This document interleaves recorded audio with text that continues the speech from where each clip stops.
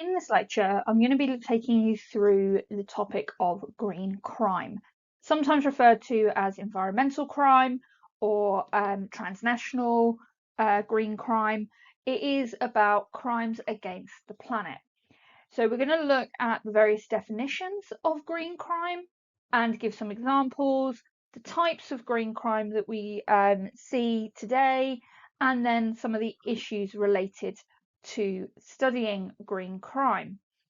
Now, this is quite a short unit. It is not necessarily going to be a 30 marker. I can't guarantee it won't be, but there is a lot of terminology to get your head around on this one. So let's start with the definitions of green crime.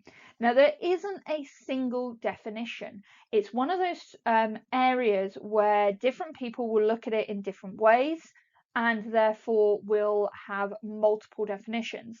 Now, if this were to come up as an essay question, this is the sort of thing I would expect to see. Again, can't guarantee it, not an examiner, not involved in writing the exam papers.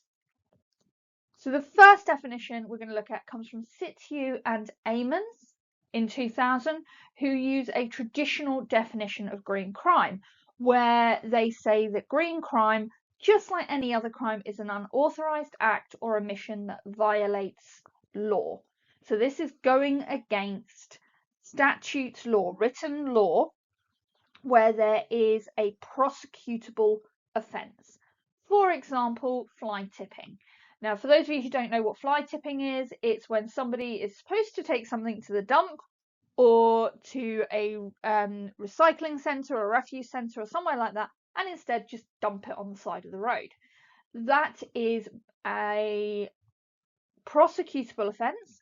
I think it's not a prison sentence, it would be a fine, but that would come under this traditional idea of green crime. It is breaking the law. Now, the problem with this particular definition is the transnational nature of green crime, because green crime can go across multiple countries, and we'll come back to that a little bit later. But because of that, just like when we talked about cybercrime, where do you prosecute? Under what law are you prosecuting? So the next one to look at is global risk, and this comes from Beck. And Beck argues that environmental crimes are the result of things that we have done. We as a species, the human race, the human species, has created new environmental risks through our use of technology and manufacturing. So environmental risks are, natural environmental risks, sorry, are things like earthquakes, hurricanes, tsunamis, those sort of natural disasters, wildfires that occur within the life cycle of the environment. What Beck is saying is new types of environmental problems which are caused by our own actions are a form of environmental crime. We are creating environmental problems. Now, this is kind of linked in with those natural problems. We are seeing an increase in severity in terms of storms and hurricanes, tornadoes, and things like that. And there are lots and lots of videos on YouTube and documentaries you can watch about natural disasters. Highly recommend it. But we are also seeing problems such as air pollution, which are caused by our use of technology and manufacturing. There has been an increase in asthma cases in children linked to air pollution.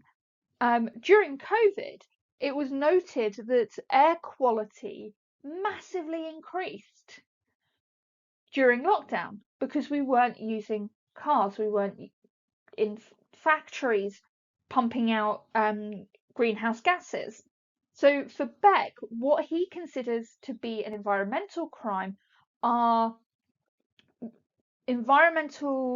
negative environmental situations which are created through our use of technology and manufacturing.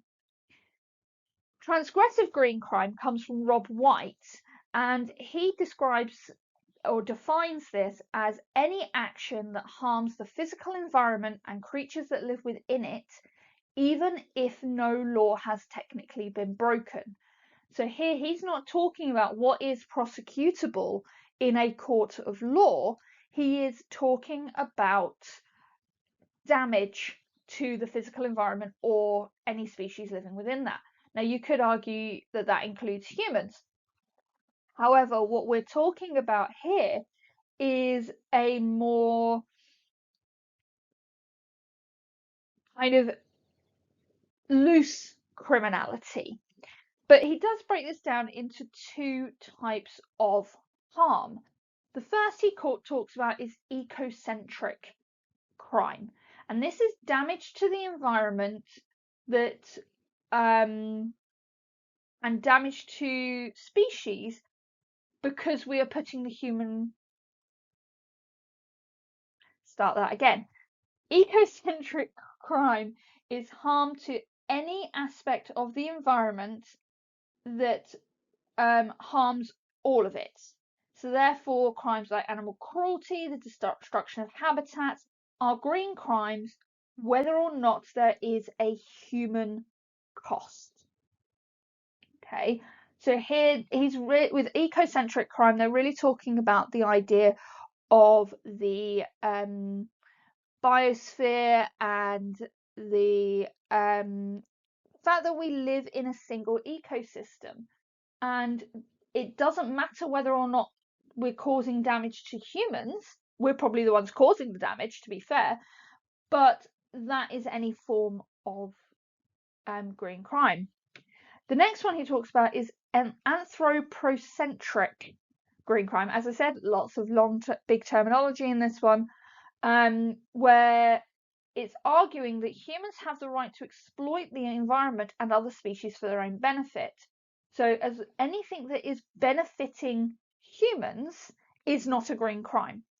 If it's causing harm to human, then it's a green crime. Okay, so for example, the destruction of rainforests in order to make land for grazing wouldn't be considered a green crime in this scenario because it is for the benefit of humans. Okay. Now, the problem we have when we've got multiple definitions of green crime is which one are sociologists going to use? And I can't give you an answer for that one because different sociologists will use different definitions depending on what they're looking at. So, types of green crime. Types of green crime generally come from Nigel South, and he puts green crime into two formats. The first is primary green crime, and this is any crime that is a direct result of the destruction and degradation of the Earth's resources. So here we are talking about air pollution, deforestation, species decline, animal abuse, water pollution, and water pollution being a big one at the moment, which I'll come back to in terms of what's happening in the UK at present. And this type of green crime is where people are, or companies are, or someone, and I use that term quite loosely, is destroying the ecosystem. Things like species decline can have huge rippling impacts on the ecosystem. You're taking something out of the biosphere, so therefore you're taking away another animal's food source or pollination and things like that. And that's something that people have been working against, talking about medifying your back gardens and things like that, planting flowers that for pollination for bees and things of that nature. Air pollution. We do have legislation against certain types of air pollution, but all of these are causing problems for the planet as an ecosystem, and they are leading to some of those risk factors that Beck was talking about. The second type of green crime, what he calls secondary green crime, are crimes that are the result of flouting existing laws and regulations. So oftentimes with environmental situations, it's not about a particular law that is prosecutable, but there are regulations that companies are meant to keep to in order to be environmentally friendly. And these can include things like hazardous waste disposal, environmental discrimination, but also state crimes against environmental groups. But the secondary green crime is about preventing environmental disasters. So a good example of a secondary green crime, to give you a specific one, would be something like Deepwater Horizon or Alpha Papa. There's another one that I can't think of at the moment, which are oil rigs where safety considerations were it was the Ocean Ranger. That was the one, the Ocean Ranger. So these are examples of oil rigs where the regulations weren't followed, which led to these oil rigs exploding and sinking, causing massive oil disasters in the oceans. And that is a secondary crime because it is the flouting of regulations. It's not they haven't broken any laws as such, but what they have done is not follow the regulations to ensure that this sort of thing didn't happen. So, for example, on the Ocean Ranger, they didn't follow the regulations when it came to keeping the rig stable.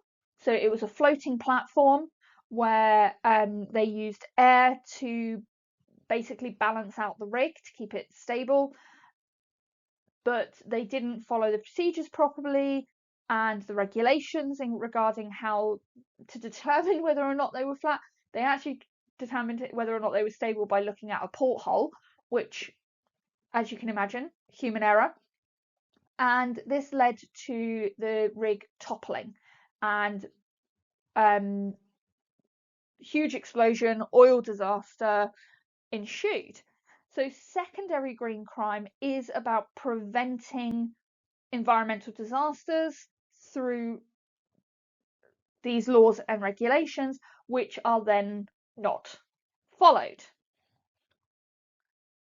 So when it comes to the perpetrators and the victims, so yes, we've already talked about how industry and oil rigs and things like that are perpetrators, but there are more than that, and we have to think about who it is that is causing these environmental crimes. So Wolf identifies 4 main perpetrators, and the first one seems pretty obvious, but individuals. As individuals, there is a cumulative effect of our actions which can lead to both that primary and secondary green crime, or that ecocentric green crime. So things like littering, using your cars for short distances, and I know I'm guilty of doing that one. The heating of your home. So the use of fossil fuels, a classic example, which hopefully most people don't do anymore, but leaving electronic devices on in standby mode. Now, obviously, there are certain electronic devices that have to be kept on at all times, your fridge, your freezer, things like that. But computers do not need to be left on standby mode. That's a waste of a lot of energy in doing so. The next one is private businesses, and this is a form of corporate crime. So this could be things like the Bhopal disaster, where again it was a form of secondary green crime. It was the flouting of rules and regulations that led to a chemical gas disaster in Bhopal in India, which had a massive knock-on effect for the environment. Not only did it have a huge, huge human toll, but it had a huge impact on the environment as well, in terms of water contamination, soil contamination. So private businesses can be really bad for environmental crime. Runoff waste. So this is where the kind of water situation in the UK is at the moment. Our water companies are private businesses, and the amount of runoff sewage waste that is being pumped into rivers and streams and oceans and ponds and lakes and things like that is awful. And the government is saying that, yes, we're going to fine these companies for doing this. Yeah, right. But that is a form of corporate crime. They're not disposing of the sewage waste in the manner that they are supposed to. Wolf actually argues that states and governments are one of the biggest institutional polluters out there through the military. I mean, there are still farmers in Belgium who are digging up World War II shrapnel from their fields. And every now and again, you get the report in the news about an unexploded World War II bomb that's been found somewhere, perhaps in London or another major city. Throughout the world, there are minefields that haven't been dealt with, landmines that are causing harm, and these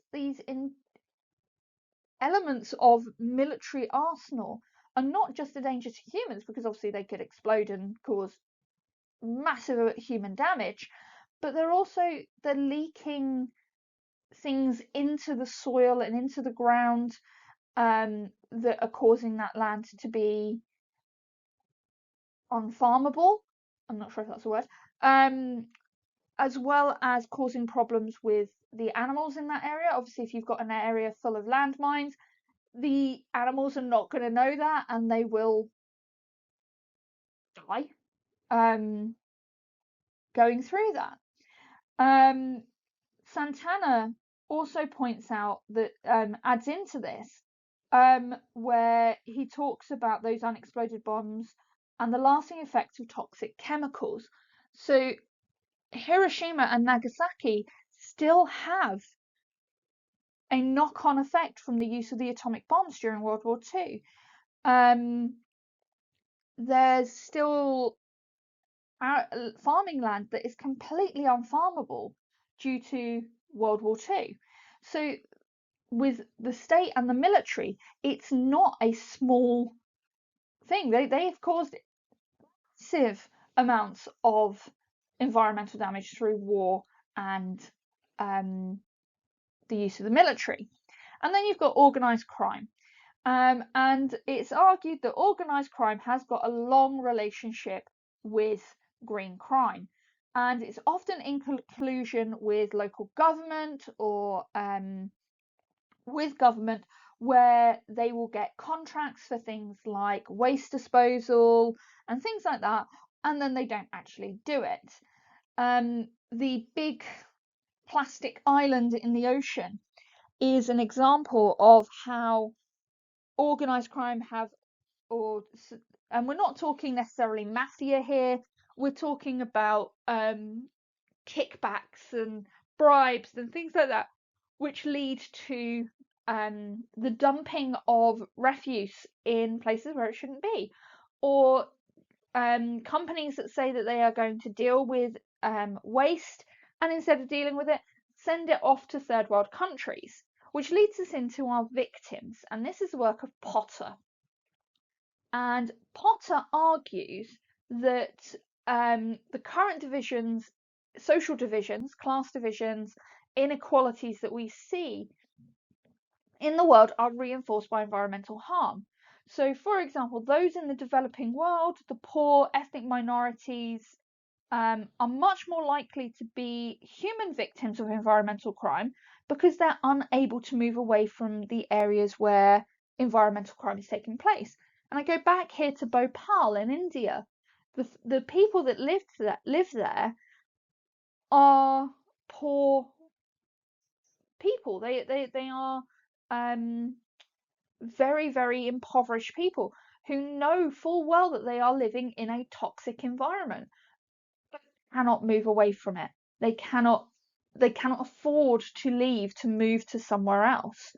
So the human victims of green crime tend to be those in the lower socioeconomic groups because nobody cares about those areas where they are living, unfortunately.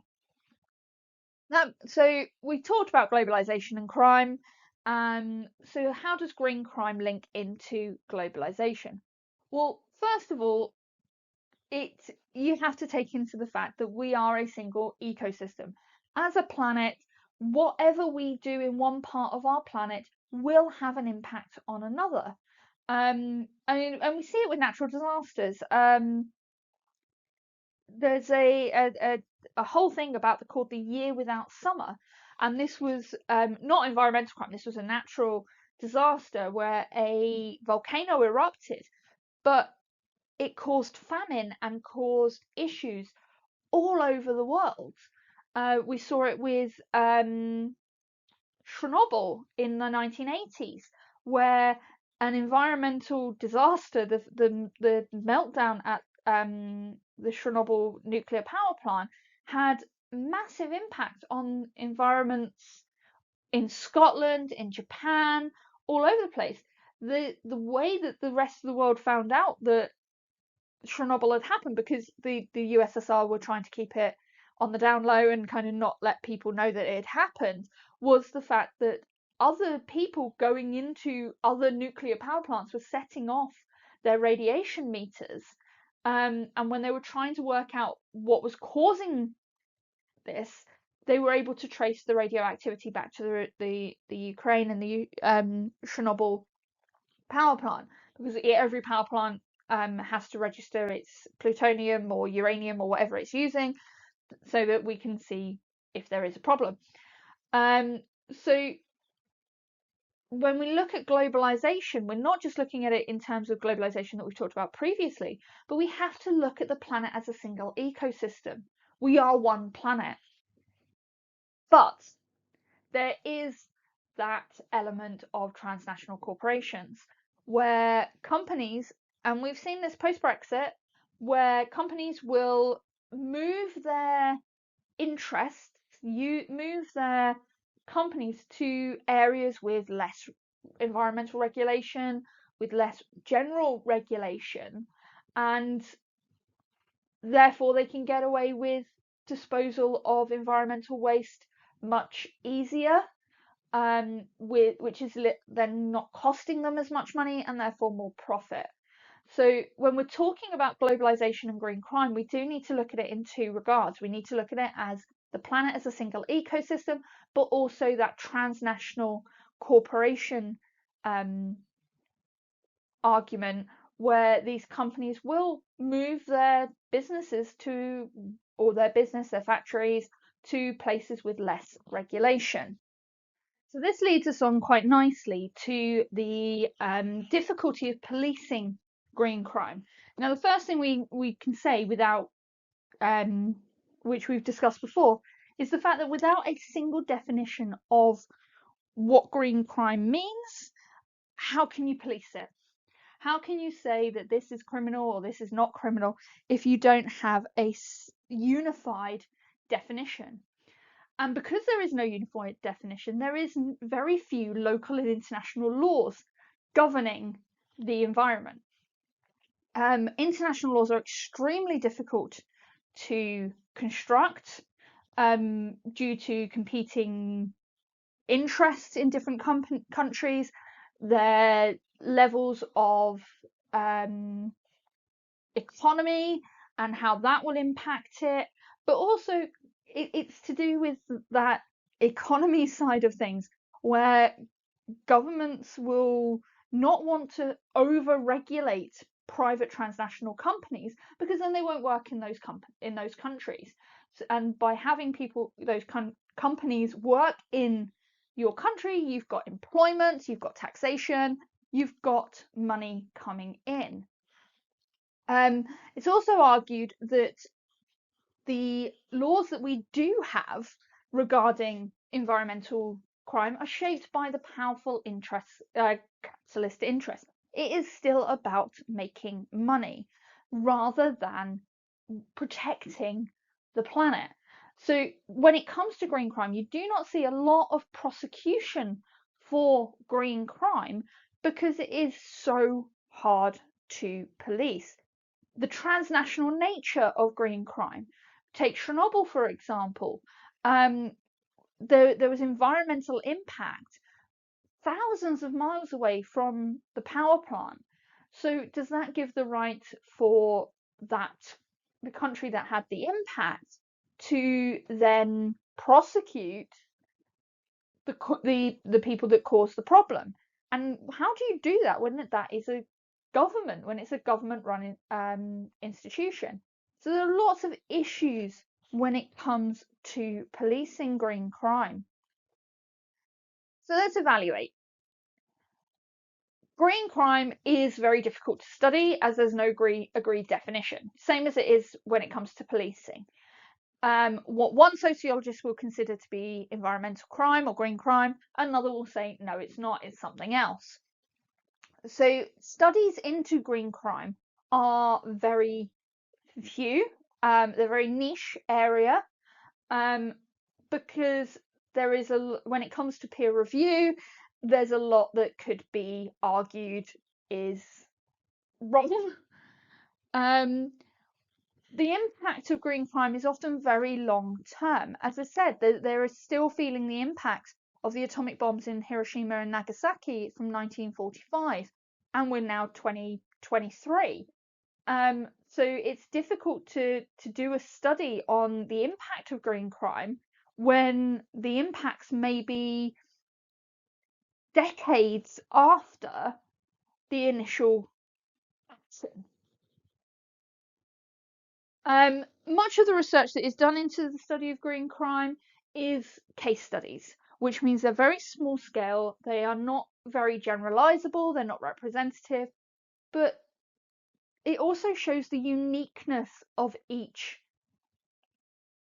case. We've had two, well, after Hiroshima, there was also Fukushima. Sorry, not Hiroshima. After Chernobyl, there was the Fukushima nuclear disaster, which had a very different impact than the Chernobyl nuclear disaster. The oil spill from Deepwater Horizon had a different impact than that from Papa Alpha or the Ocean Ranger. So there is no consistency that can be applied when talking about green crime. And because of all of this, green crime has greater value judgments on what is the impact, how important the impact has been, all of those things. They're very much value laden, which obviously the positivists would be very against, saying it's unscientific, but that is the nature of green crime. So what do you need to know? You need to know what the definitions are that we've gone through. You need to know the different types of green crime, and you need to talk about the perpetrators and the victims of green crime, and linking it all back to that study of green crime and why green crime is difficult to study for sociologists.